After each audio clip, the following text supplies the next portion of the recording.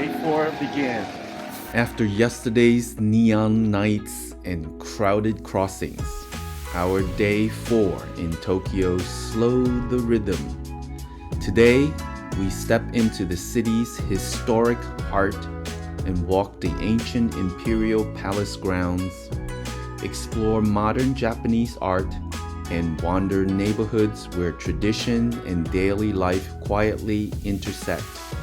From imperial walls to a Wagyu dinner, Day 4's Tokyo is at its most balanced. The day began the way many meaningful journeys do, not with a rush, but with a beautiful stroll over the bridge near our Koto City neighborhood. Where are we going? Imperial Palace. To the Imperial Palace. And then a brisk walk to the metro station. Once there, we briefly scattered. That's fine, yeah. Go get the... Inquire about them. Yeah. All right. You have the codes and everything. Yeah, all right. that's fine. Sorry. Scott and Bradley headed off to investigate massage reservations for later that evening.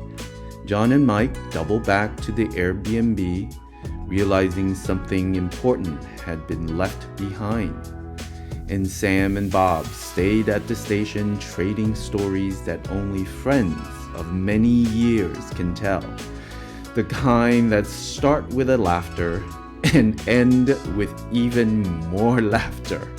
I was trying to tell everybody I accept that I'm... Yeah. They were like, no, we're not elderly. Chronologically, we're elderly. Mentally, I'm about 12. Mentally, I'm about 12. Balance is out. Once reunited, we descended into the metro and let Tokyo carry us forward. Our destination, Ōtemachi Station, gateway to the Imperial Palace.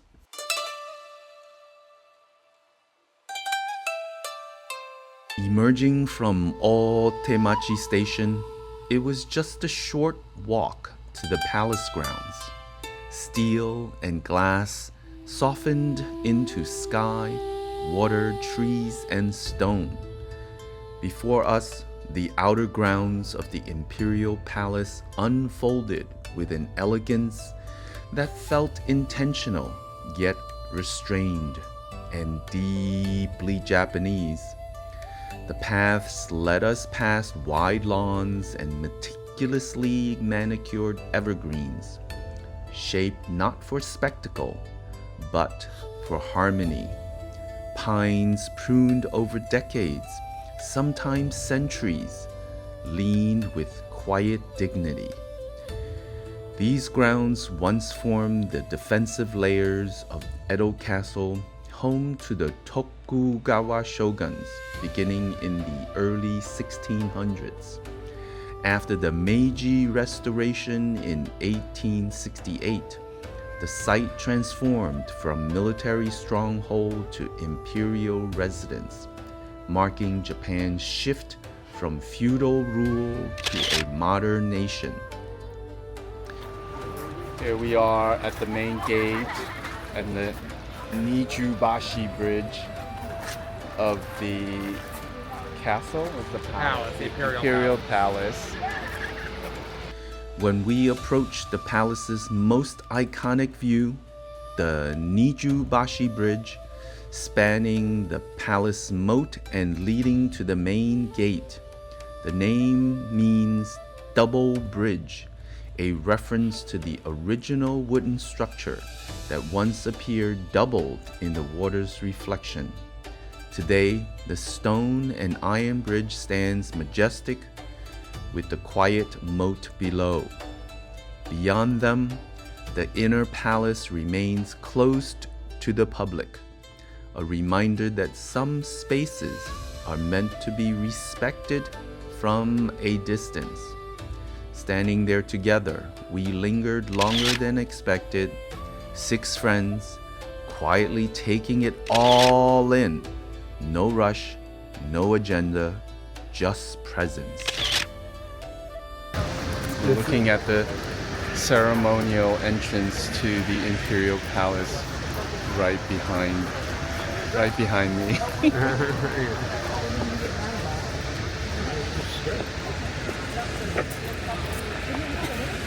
Yes. So the emperor would have used this when leaving the palace, or the ambassadors would come here with their credentials to give to the emperor. I see. So this is the official Yes, this is the main stage. main stage. From the palace promenade, we made our way toward the east gardens of the Imperial Palace, open to the public and free to enter. We're going to the East Garden, right?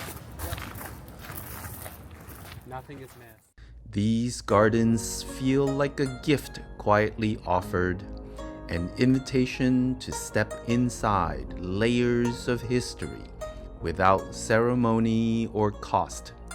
The entrance itself made a statement. Towering polygonal stone walls rose on either side, their irregular shapes fitted together with astonishing precision. Built using traditional Japanese masonry techniques, these stones were shaped to interlock without mortar, designed to withstand earthquakes, erosion, and time itself.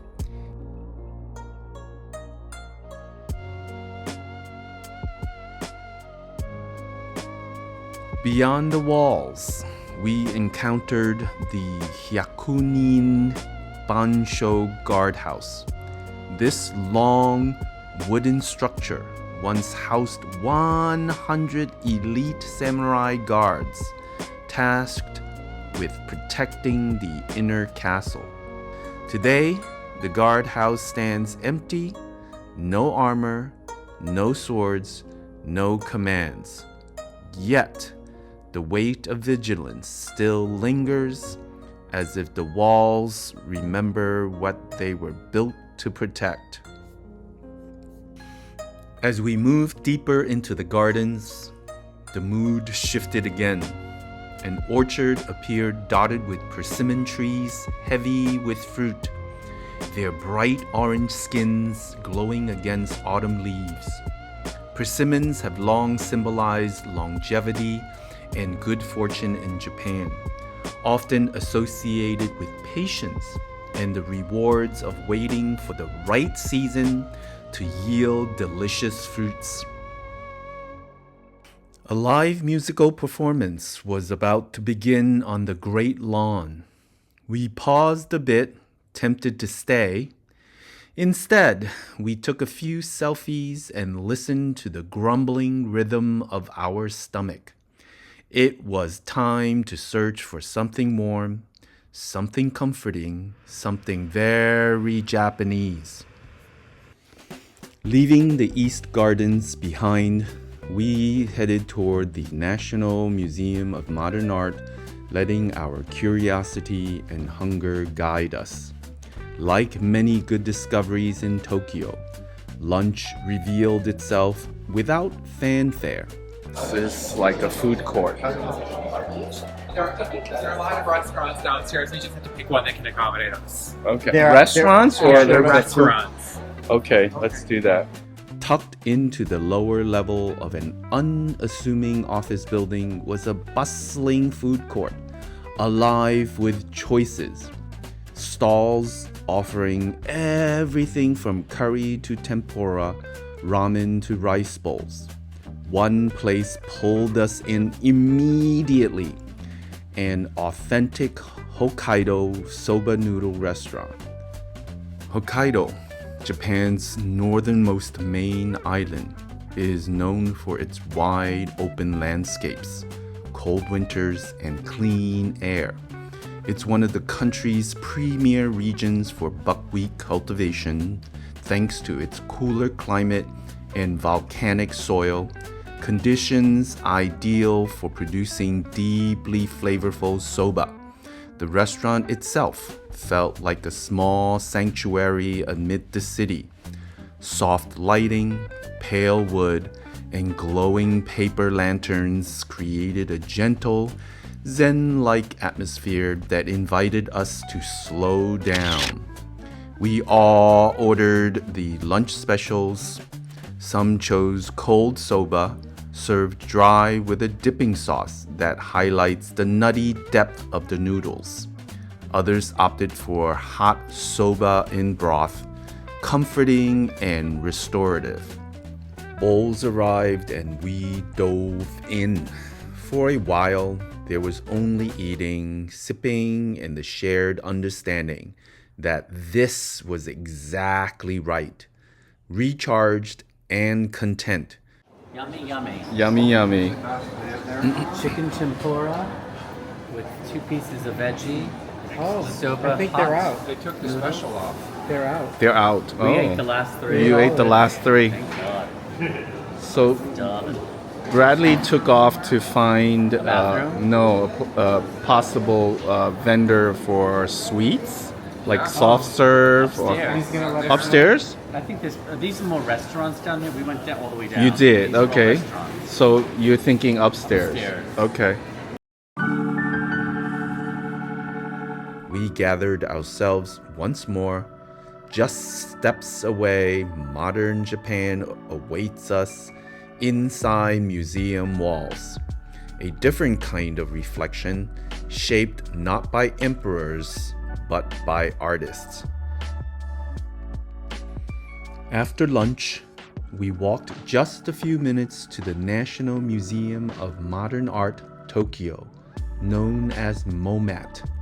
Once inside, the cameras went away. MOMAT prohibits video recording, and in a way, that felt appropriate. This was a space meant for looking, not capturing. Founded in 1952, MOMAT is Japan's first national museum dedicated to modern art. The museum is especially known for its Nihonga collection. Nihonga is a style of Japanese painting that blends traditional techniques, mineral pigments, ink, silk, and handmade paper with modern subjects and perspectives. And then, unexpectedly, the lounge with a view. Large windows opened onto the green expanse of the Imperial Palace grounds we had just walked through. And with that, our dose of Japanese modern art concludes, and the rest of our day awaits. So we are doing our individual things. Off to the nice district. Yes, so New David Tom. Bob and I are going to the Knife District. Scott and Bradley, they're going to get massages near their Airbnb. And Mike, what did you decide you were going to do? I'm not sure. You're not sure? Okay. John went to the train station to get our tickets to go to Kyoto, the bullet train. And we're going to all meet back at 6:30. While the rest of the group followed their own rhythms, Bob and I set off on a very specific mission to explore Tokyo's famed restaurant supply district, a place where craftsmanship and culinary obsession live side by side. On the way, we passed through a district devoted to Buddhist ritual goods. Shops displayed incense, prayer beads, altar statues, singing bowls, and gilded ornaments, each item designed to support daily devotion and remembrance. Then, almost without warning, the mood changed. Ahead of us rose a gigantic chef's head. Hello, Chef Boy RD in the Akakusa district. What does that mean? I have no idea. smiling broadly, dressed in full culinary attire. This was the unmistakable entrance to Kappabashi, Tokyo's restaurant supply district. For generations, chefs, restaurateurs, and food lovers have come here for everything imaginable: knives, pots, chopsticks, ceramics, plastic food displays, so realistic they could fool hunger itself. We wandered into several shops, browsing blades that gleamed under careful light. In Japan, knife making is not just craft, it's a lineage. Many blades are forged using techniques descended from samurai swordsmiths, where balance, sharpness, and respect for material matter as much as performance. Eventually, we found the right place, a wide selection, and the staff were knowledgeable and generous with their time, answering questions and offering guidance without pressure. No sales pitch, just trust. These two are the ones that Bob and I think are pretty cool and good. Bob found his moment. Two exquisite Japanese-made knives, honed to precision and priced accordingly. An investment, a commitment, tools meant to last a lifetime or even more. I, on the other hand, found something less sharp but just as satisfying. Two ceramic bowls, perfectly shaped for ramen. So we stepped back into the street, purchases in hand, and smiles on our faces. And with that, we headed back, ready to rejoin the others and see how the day would unfold next. Hello. Did you get some Success! for both? I bought something, but not knives. Oh, what did you I buy? bought ceramic bowls, udon ceramic bowls. Very nice. Yeah. Let me see. Okay. How many knives did you buy? We're all gathered together again, Yes, we are. and we all succeeded in getting All of our tasks are all done. all our tasks. We're all happy campers. And now we're going to have dinner very close by to our Airbnb.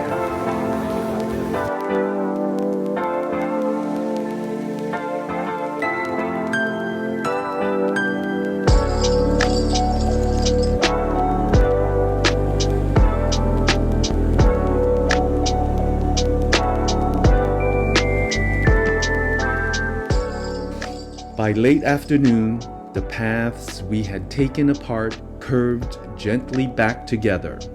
We reunited at the Airbnb, trading stories from our day. For dinner, rather than traveling far, we decided to stay close. Just a block from where we were staying was Takabashi Ro, a restaurant specializing in Wagyu beef prepared barbecue style. The walk there was short. Inside, the setting was elegant yet relaxed. Warm lighting, polished wood, a quiet confidence in the room. The staff greeted us with genuine warmth, guiding us patiently through the menu, explaining cuts, cooking styles, and how best to enjoy the experience. Soon, plates began to arrive, thin, raw slices of beautifully marbled Wagyu laid out like artwork, each cut paired with fresh vegetables, ready for the grill at the center of the table. For some of us, this was a first. Wagyu, which translates simply to Japanese cow, is prized for its intense marbling and rich buttery texture. It's not meant to be eaten in large portions, it's meant to be savored. As the beef met the grill, it sizzled almost instantly. A few seconds on each side was all it needed. Conversation slowed. Eyes widened.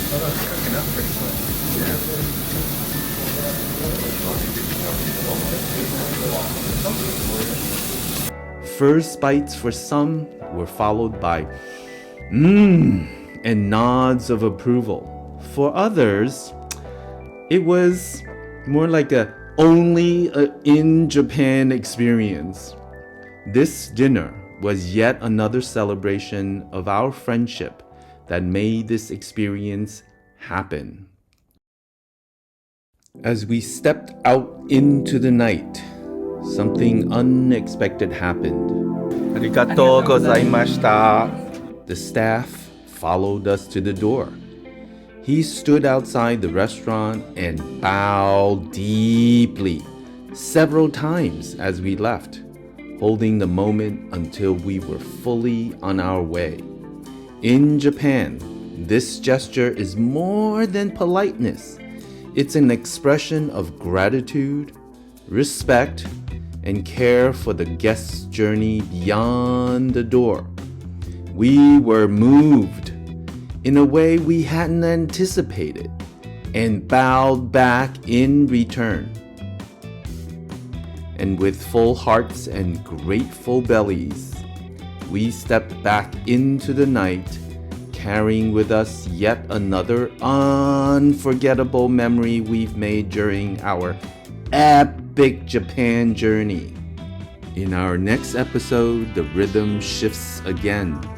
We head north into Ueno and Yanaka, where museums, temple paths, old neighborhoods, and everyday Tokyo unfold at a slower, more intimate pace. So, the journey continues, and so do we. Important. I really like summer. Yes, me too. The more modern stuff and the photos, that very rarely does anything for me. But the paintings themselves, I thought a lot of them were really beautiful. I felt the same way. I mean, I was very impressed and inspired actually by like how similar some of the paintings were with the European Impressionists, right?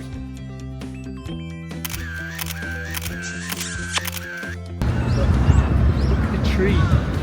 You're always on camera here. You're always on You camera. always gotta be camera ready here. Paparazzi's always I know.